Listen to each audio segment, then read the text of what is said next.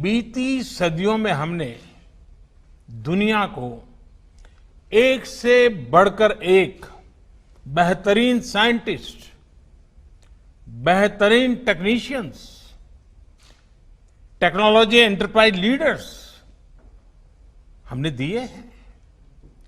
लेकिन ये 21वीं सदी है और तेजी से बदलती हुई दुनिया में भारत को अपनी वही प्रभावी भूमिका और उसको निभाने के लिए और अधिक तेजी से हमें खुद को भी बदलना होगा।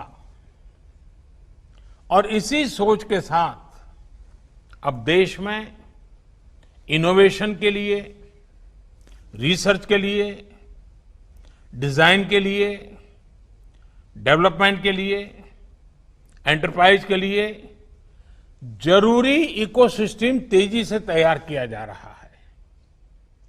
अब बहुत ज्यादा जोर दिया जा रहा है क्वालिटी ऑफ एजुकेशन पर। 21वीं सदी की टेक्नोलॉजी को साथ लेकर 21वीं सदी की जरूरतों को पूरा करने वाली एजुकेशन सिस्टम भी उतनी ही जरूरी है।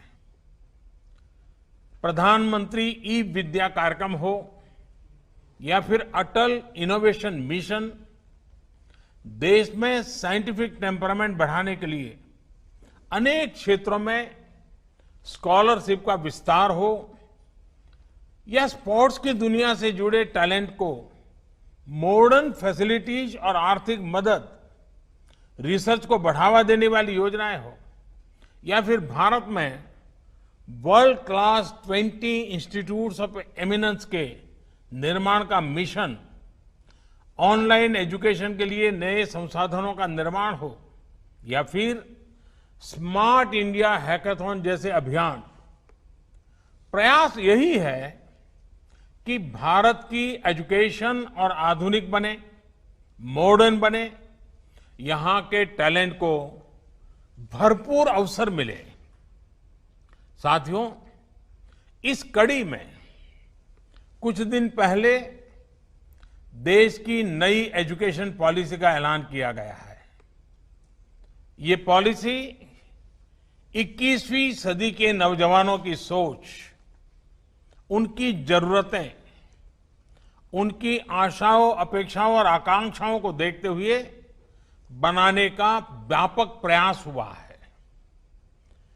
5 वर्ष तक देश भर में इसके हर बिंदु पर व्यापक डिबेट और डिस्कशन हुए हैं, हर स्तर पर हुए हैं और तब जाकर ये नई नीति बनी है।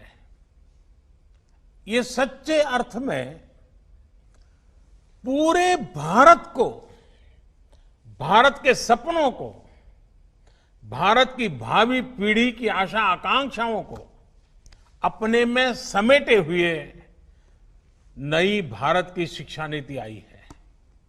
इसमें हर क्षेत्र, हर राज्य के विद्वानों के विचारों को समाहित किया गया है और इसलिए ये सिर्फ एक पॉलिसी डॉक्यूमेंट नहीं है, बल्कि 130 करोड़ से अधिक भारतीयों की एस्पिरेशंस का रिफ्लेक्शन भी है।